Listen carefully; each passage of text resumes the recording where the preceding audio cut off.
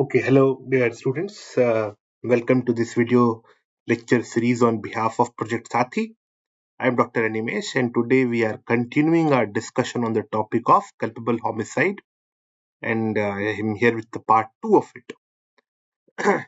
Just to give you a brief recap of what we discussed in the last video, we primarily discussed what is culpable homicide, what are the ingredients of culpable homicide, how the culpable homicide and murder is different, when culpable homicide is converted into murder.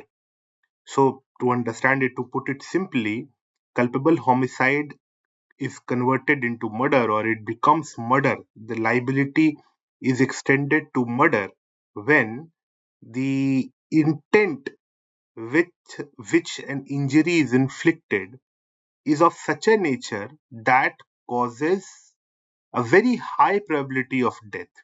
If the death is highly probable, if such an injury is inflicted on another person, if such a harm is inflicted on another person, where the death is to an extent certain or it's highly probable, not merely likely, in that case it is considered as murder.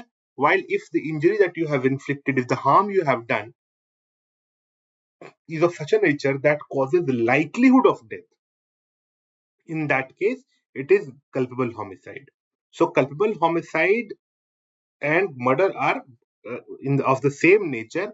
There is a difference of degree. Difference of degree means that in culpable homicide the degree of intent is lesser, while in murder the degree of intent is higher, meaning thereby that every murder is culpable homicide, but every culpable homicide is not murder. Culpable homicide is a bigger circle in which there is a smaller circle of murder. So all murder is all culpable homicide because a higher intent includes a lower intent, but a lower intent does not include a higher intent. So that is the primary difference between the two. And for more details, I'll request you to kindly revisit the video that we have already discussed. Okay. Now, if we are clear about murder, what murder constitutes, when the injury is of such a nature that in normal course of nature it will cause death, or the harm is of such a nature, the knowledge is so specific, or if the knowledge is clear to the extent that in all probability the harm that is inflicted will cause death.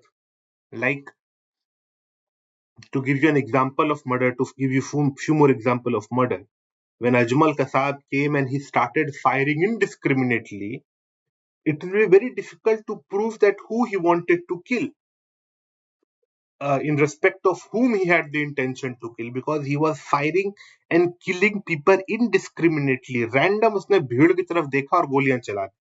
In that case, he will be convicted, keeping in the mind the fact that he knew what he was doing was so imminently dangerous. He knew that what he is doing is so dangerous that in all probability he will cause the death of people.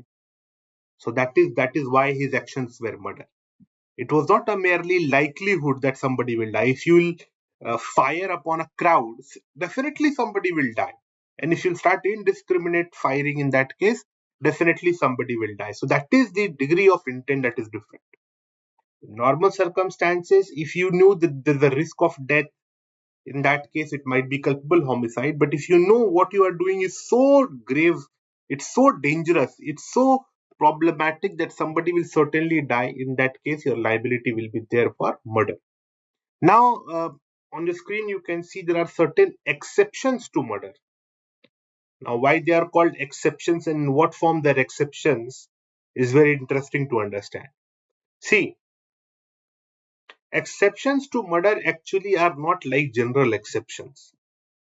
Except if when we say it is an exception to murder, it does not mean that it works in the same way as general exception works. General exceptions work in a very straightforward way, that if what you have done falls within the criteria of general exception, your liability is completely negated. It means you are scot-free.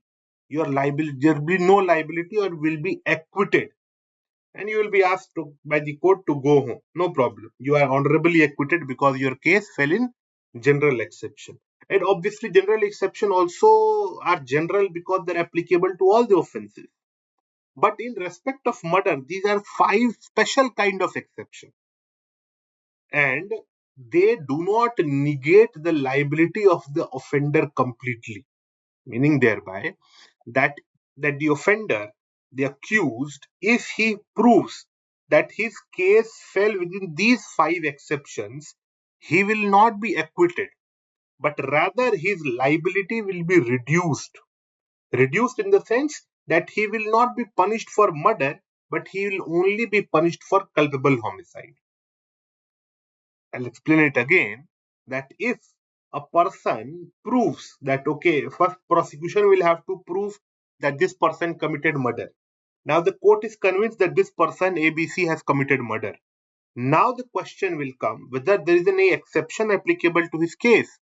If he can prove an exception that we are about to discuss, then the court will say while he has committed murder, which is a higher offense, he still will be punished for lower offense of culpable homicide, means his liability, his punishment will be reduced. So this is why these are 5 exceptions to murder, and these exceptions will convert murder into culpable homicide. And these exceptions are only restricted to murder. These exceptions are not applicable to any other offense. If somebody has committed theft, robbery, dacoity, they cannot take benefit of these exceptions, while general exceptions are applicable to all offenses, including murder. If somebody can prove general exceptions like insanity or private defense, in that case, that person will be acquitted. But if there are no general exceptions, but exceptions which are specific to murder, then the person's liability will be reduced while he will not be acquitted. That is something that we have to keep in mind. There are 5 exceptions to murder, and they are only exceptions to murder, and they will only reduce the liability of the person concerned. It will not acquit the person. So, moving on. First is sudden and grave provocation. This is sudden provocation, but it is actually sudden and grave provocation. Now, why sudden and why grave? You might ask. What is sudden and grave provocation? So, first of all, I'll take you to a very popular, famous movie, which is based on a very important real life case. The name of the movie is Rustam, and the actual case is KM Nanavati versus State of Maharashtra. The movie Rustam is roughly based on that particular incident, that particular case of KM Nanavati versus State of Maharashtra, which is a very good example of this particular exception. So that is sudden and grave provocation. Now, sudden and grave provocation simply mean that if somebody commits murder while under a sudden and grave provocation, his liability will not be for murder, but it will be reduced to culpable homicide. Now, provocation simply means that a person gets enraged or becomes very angry because of some fact. There are many facts because of which a person can get enraged. So it depends on the very person and the circumstances. But the provocation, in order to apply as an exception to murder for reducing the liability of the person, it must be number 1 sudden and number 2 grave. Now, what it means to be sudden and what it means to be grave. Now, sudden means that the provocation must be sudden in the sense the person knew about the fact which actually angered him at that instant. There was no time to cool down.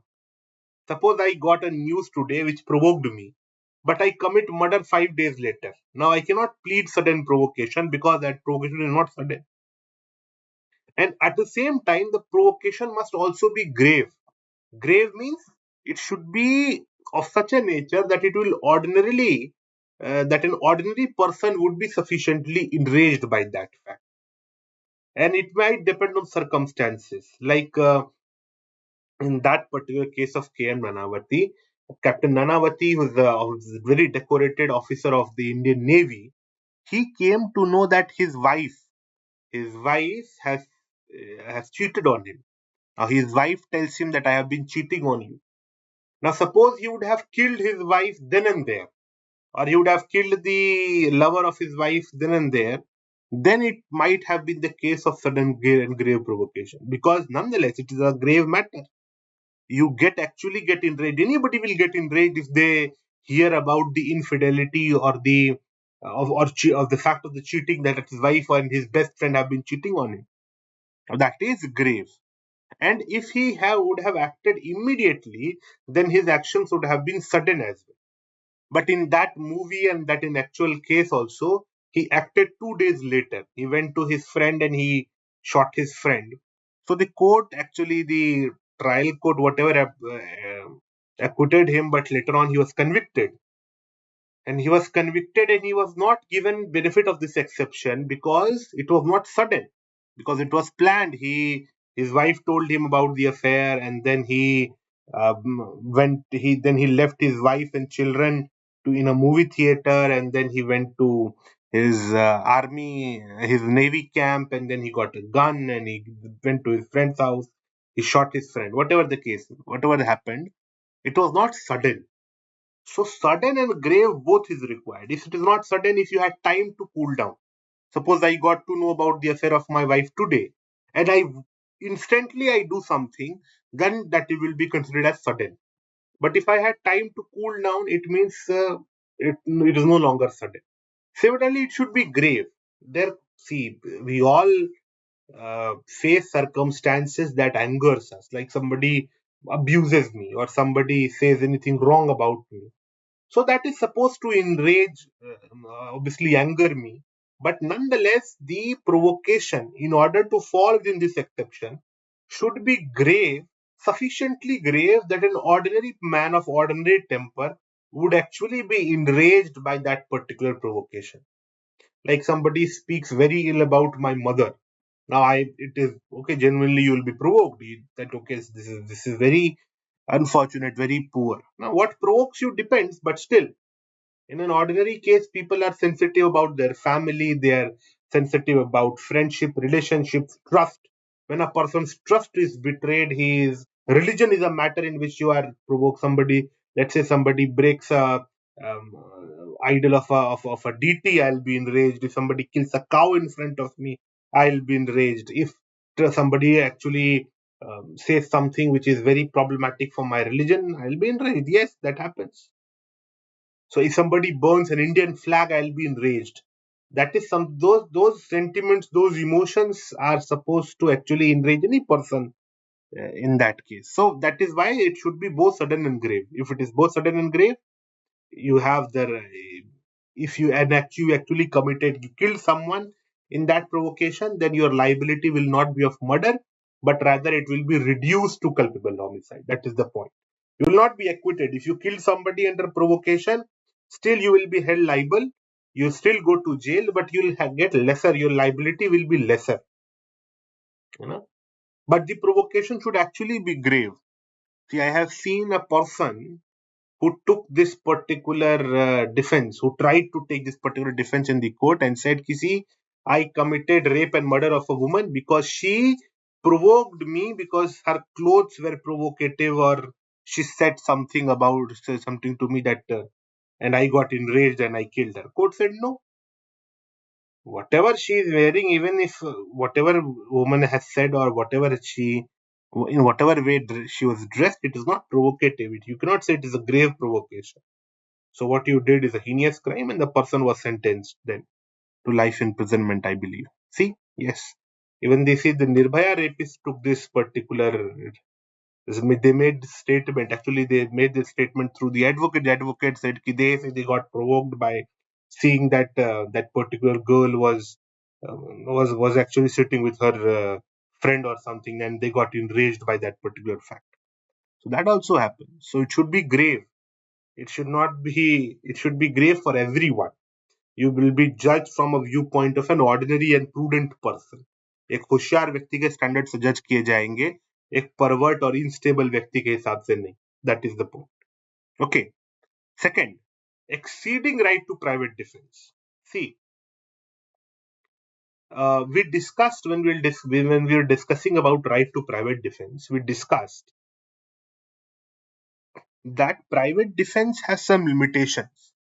Limitation in the sense that there are only certain cases in which you can kill someone. Like if you are threatened with murder or rape or grievous hurt or abduction, in those cases you can kill someone. In rest of the cases, you are not supposed to kill someone. Suppose somebody is coming to beat me up and I have no threat that I will be killed, and I kill that person still. Means I was capable enough, so I killed the assailant while I faced no threat of murder or grievous hurt from that person. Suppose a 10-year-old boy comes to beat me up and I killed that 10-year-old boy. Now I never had that right to kill that boy, because I knew that 10-year-old boy was in no position to actually murder me or cause grievous hurt or any other offense. So what I have done, there was a right to private defense. Even 10-year-old against 10-year-old boy, you have right to private defense. You can protect yourself by harming that child to an extent, or any person, not only the child. You can protect yourself by causing the harm that will be sufficient to repel that person's attack. And you are not supposed to kill that person unless and until you face a threat of the offenses that we discussed in that class, that murder and rape and kidnapping and grievous hurt, all those things. So if it's simply people are fighting with fists and they are slapping each other and somebody kills another person, they cannot take a right to private defense, in the sense they cannot take a absolute right of private defense, because they have exceeded their right. You cannot kill someone if the threat is not of murder or some grievous offense. So, but suppose somebody did that act actually. Somebody came to me, and he was not in a position to kill me or cause grievous hurt. He was simply trying to beat me up. But I took the knife, stabbed that person multiple times, and killed him. So I had the right to private defense. What I did actually is I exceeded that right. I exceeded my right to private defense in the sense that I killed the person where the killing was not justified. I was not allowed to kill that person, was not allowed to murder that person, because the threat from that person was not to such an extent. So here, although I had right to private defense, but I exceeded it by causing death of the assailant. In that case, my liability will not be for murder, but rather it will only be for culpable homicide. I'll not be punished for murder. I'll be punished for lesser offense, that is of culpable homicide, because I had right to private defense, but I exceeded it. If I would have exercised right to private defense properly, I would have been acquitted. But suppose I was threatened with theft and I killed somebody. In that case, it will be considered that I have exceeded my right to private defense, and therefore my liability will be not for murder but for culpable homicide. Third, public servant exceeding lawful authority. See, the public servant or the police, they have right to use force, and when they can use this right to use force, they can use that force in order to arrest someone. अगर आप किसी को arrest करना चाहें तो आप बिल्कुल force का इस्तेमाल कर सकते हैं. Means obviously if that person surrenders, means इसलिए आपको पुलिस कहती है अपने हाथ ऊपर करो. If you raise your hands, fine, then the police actually can't do anything. They will simply place you under arrest. If it is needed, they'll handcuff you or whatever. But suppose somebody is resisting, somebody resists, but they are not willingly exceeding or agreeing to be arrested, they are resisting. In that case, police personnel, they can use force as well, and that force, as per the procedural law that we have, can go up to the extent of causing the death of the accused. किसी को arrest कर रहे हैं आप, and while arresting you can even cause the death of that person if the person whom you are trying to arrest is accused of an offense which has the death penalty or life imprisonment penalty, like a terrorist. Suppose a terrorist is resisting arrest or he's trying to run away.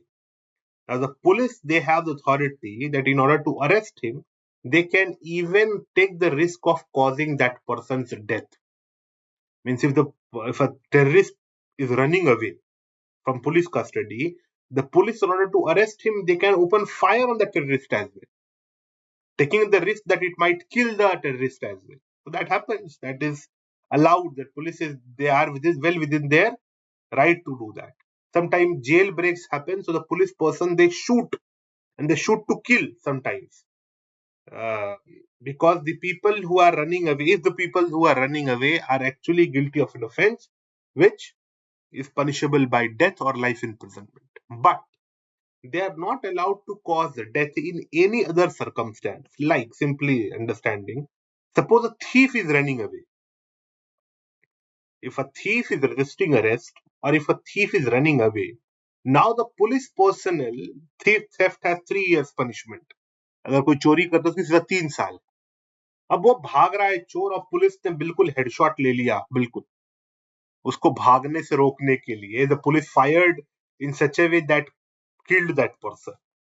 Now this is completely not allowed. You cannot take the risk of killing someone in order to arrest him if that person is not guilty or is not accused of an offense which has death penalty or life imprisonment. कोई चोर भाग रहा है और चोर को भागते देखा आपने गोली मार दी, पॉकेट मार को मार दिया. You can't do that.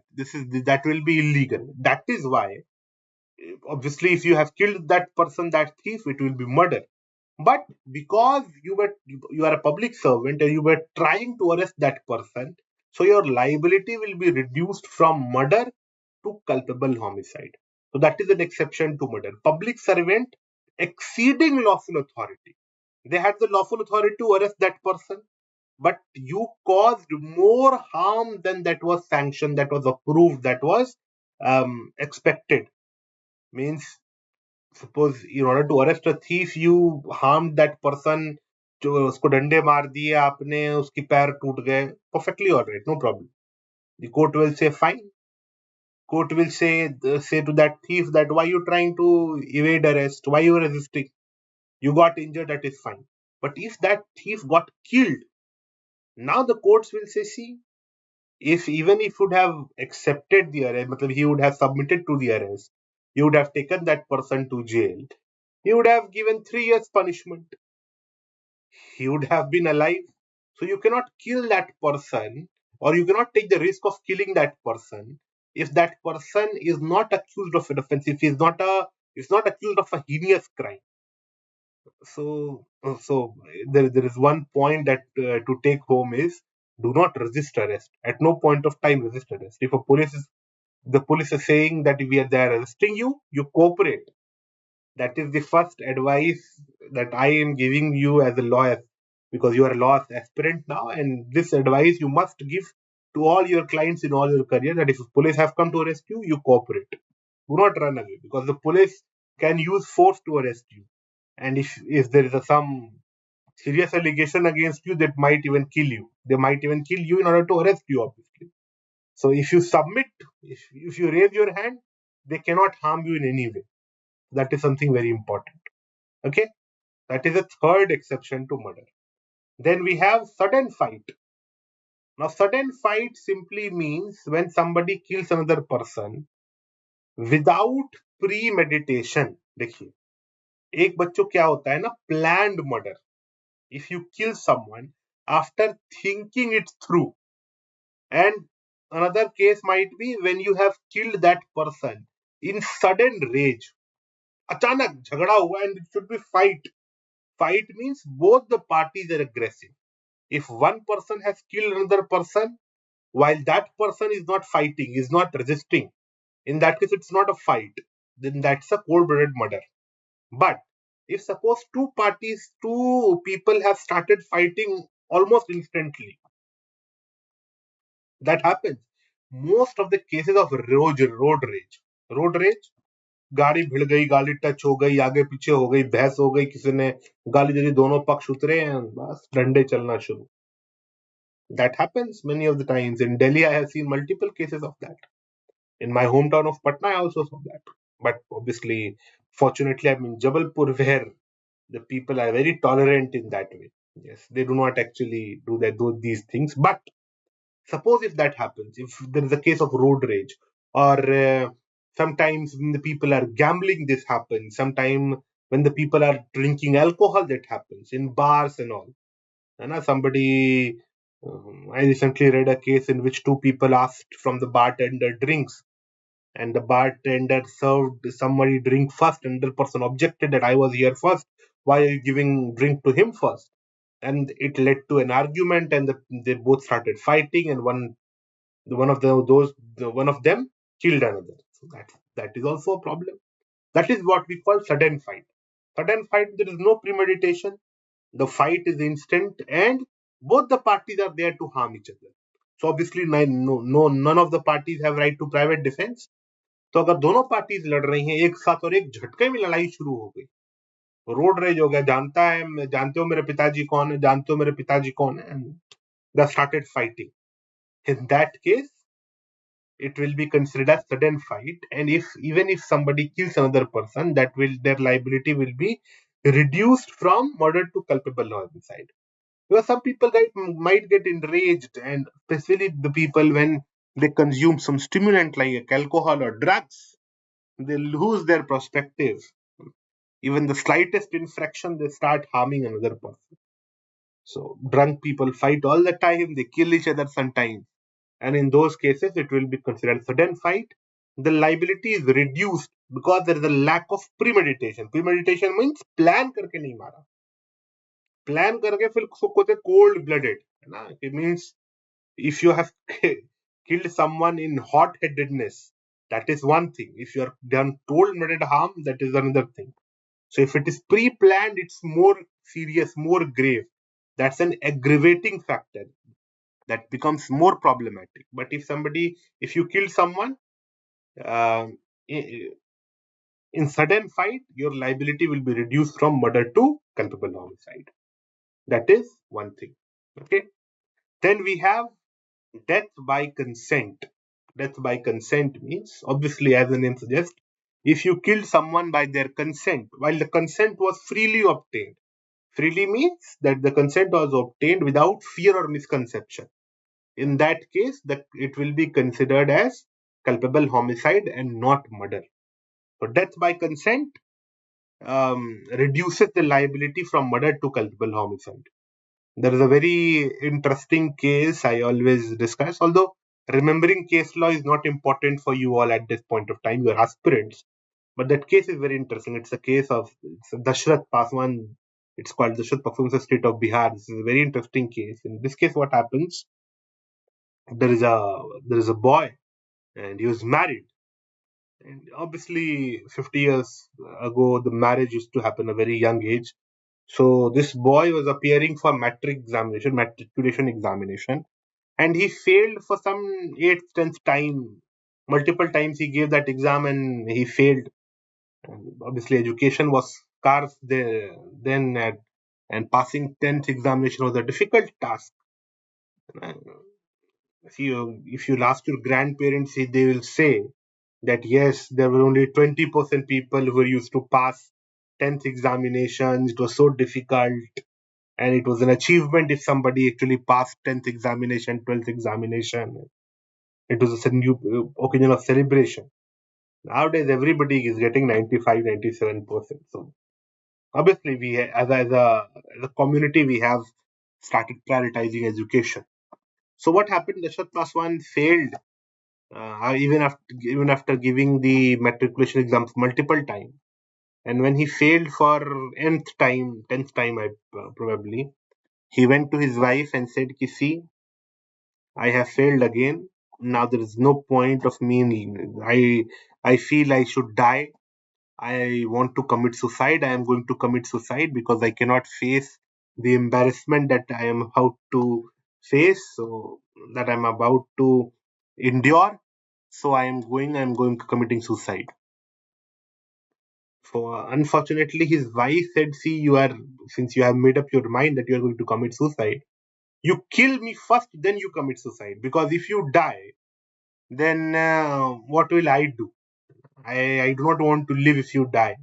And obviously, the life of the widow will not suit me. It's a very terrible life. So before you actually decide, you kill yourself, you kill me.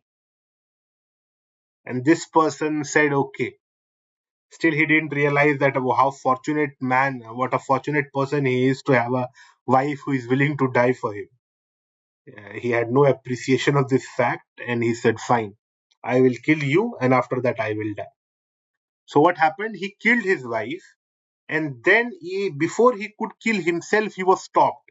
Means people came and they stopped him from committing suicide, and he was obviously taken to the trial.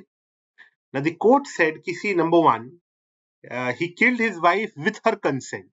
And obviously, that consent was not taken by fraud or something, because he actually wanted to die.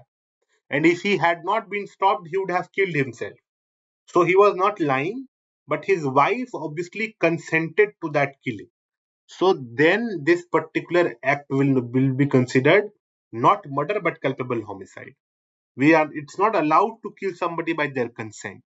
So euthanasia, so we do not allow active euthanasia by which you can kill someone by giving them poison. No, that's absolutely not. That's murder. But if it that done by consent, then it will be considered culpable homicide, not amounting to murder, but still that will be an offense. So death by consent, it reduces the liability. It reduces the liability in the sense that the person will not be punished for murder, but rather only be punished for culpable homicide. Okay, so these are 5 exceptions to murder. Then we have 2 interesting principles. Number 1 is transfer of malice. Transfer of malice is very interesting. It simply stipulates that if a person is trying to kill or harm one person, and because of a mistake he kills someone else, means I was trying to kill A, but by mistake I kill B. बिल्कुल हो सकता है. So let's take instance 1. Suppose I fired bullet towards A. A got spooked and he dodged the bullet, and the bullet actually hit B. In that case, whether I will be punished for murder of B, because I never intended to kill B, but whether I'll be punished for killing B or not, the answer is yes. I will be punished for killing B, because it will be considered transfer of malice. If you wanted to harm someone and you by mistake harm someone else, in that case it will be considered as transfer of malice. Similarly, suppose I mixed poison in someone's food, but actually someone else ate that food, then it will be considered a case of transfer of malice. Recently, there is a movie and called Maharaj. It's on Netflix. From Sethupathi is the actor. It's a Tamil movie, I believe, Tamil or Telugu. It's a movie from southern part of India, and it's a wonderful movie, and you can watch it. It's called Maharaj. There are 2 movies by the same title. One is about a Gujarati journalist. I'm not talking about that, but I'm talking about another. It's a mystery. That's a wonderful movie which is based roughly on this principle of transfer of malice. So if you find time, if you can watch that as well. It's wonderful. I think Vijay Sethupathi is in that movie. So transfer of malice. If you're trying to kill someone and you kill someone else by accident or by misfortune, in that case, it will be presumed that the person you wanted to kill or harm, and the person you actually killed or harmed, you wanted to kill that person only. It will be considered that your malice, your intent has transferred, and you will be responsible in the same way.